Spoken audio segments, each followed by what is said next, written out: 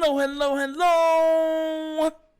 You're tuning into another episode of The Wunderkind Show. Today's first topic, fans will be fans.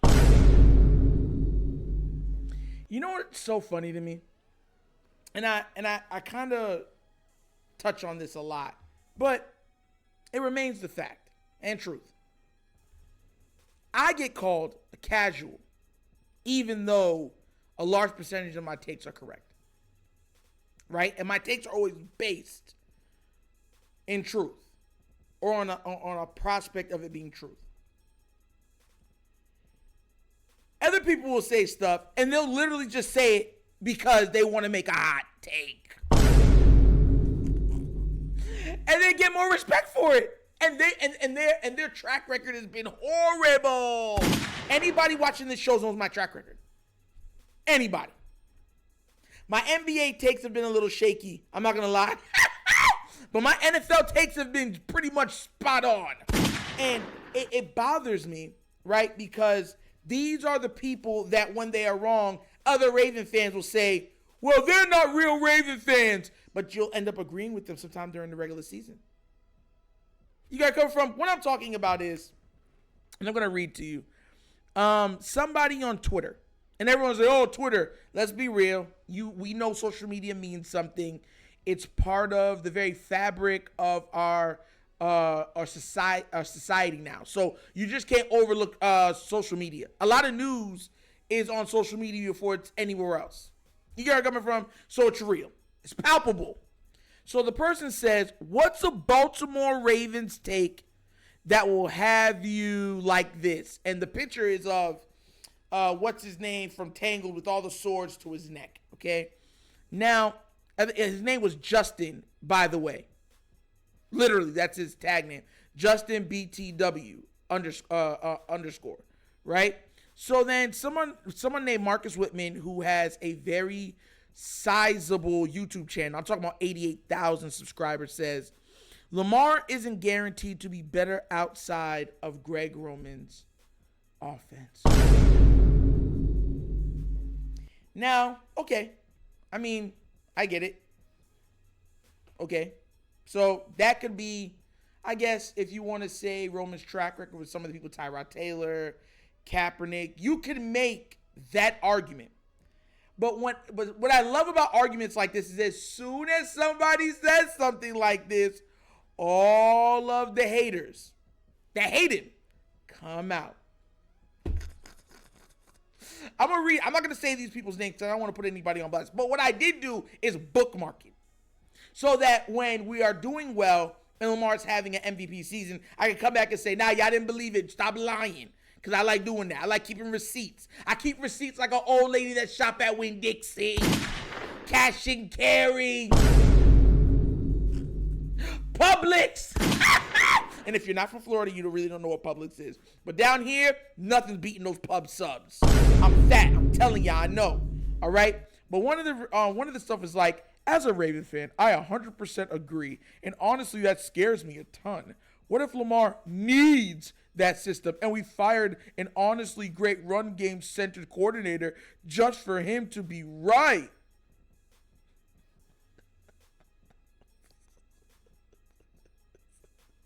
I love when he said that because somebody literally responded and said, if he's that great, why is he still on NFLindeed.com?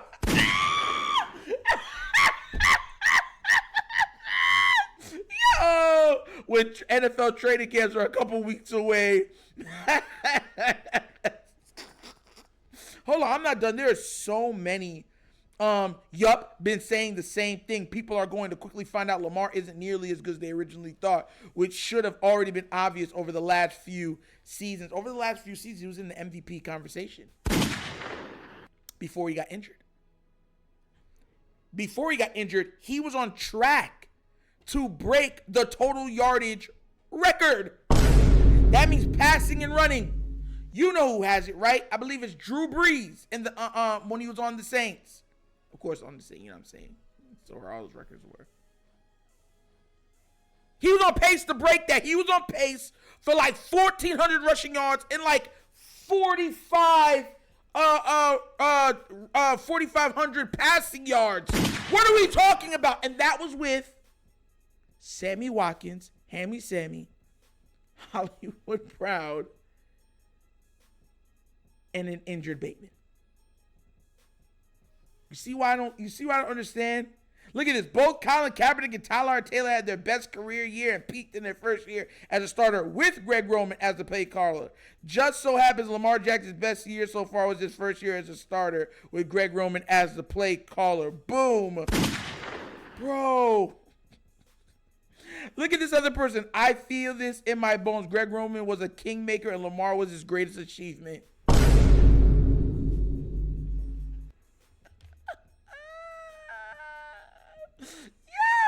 Look at this. Agree. Lamar fans think he is prime Breeze, Manning, Brady, Vic, Cunningham, and Montana all rolled into one. But Roman was the one holding all that talent back. If they would just get rid of Roman, you'll see the best QB that's ever lived in or played in the NFL. And this person goes on to actually say the overthrows were the result of Roman's play. Of course, he's being, facetious. The overthrows were the result of Roman's play calls, crappy weapons, very witty conditions. I'm sure to fill in the blank for any other reason it wasn't Lamar's fault, right? Wait, they paid $18 million for OBJ just so he definitely wanted to play here and had nothing to do with the insane amount of money that they offered. OBJ wanted to play here so bad he even offered the Jets the chance to match the Ravens' offer. Bro, this is why I laugh. And there's way worse. There's some of them that somebody said the Raven fans ran their best OC in franchise history out of town without blinking an eye. If he's so great, why is your team not picking him up? You get where I'm coming from? Bro, this is why this bothers me. Because this is what a lot of people, this is what they believe. It has nothing to do, listen, the only thing y'all have been able to say is his playoff record, right? Once he starts winning in the playoffs, y'all are going to act like y'all didn't say those things. That's what y'all going to do. Y'all going to be like, oh, we always believed in Lamar. Yeah, Lamar's the guy. He's so fly. He touched the sky. He's so high. That's what y'all going to say. And everyone's saying, well, Nitro, why are you tripping? You know why? Because here's the thing.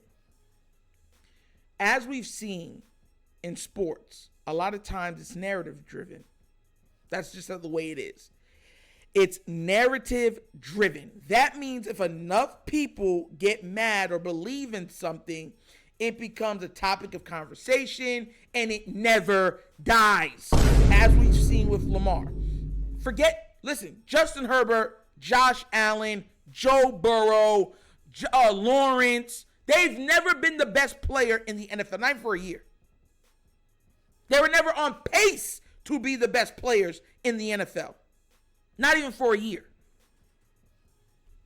Lamar already has. And he was on pace to be the best player in the NFL multiple seasons. You guys think that's all Roman? After seeing the game he put off on the Colts, after seeing some of the highlight plays that he's made, after seeing the Detroit game, all the drop touchdowns. Think about the Detroit game.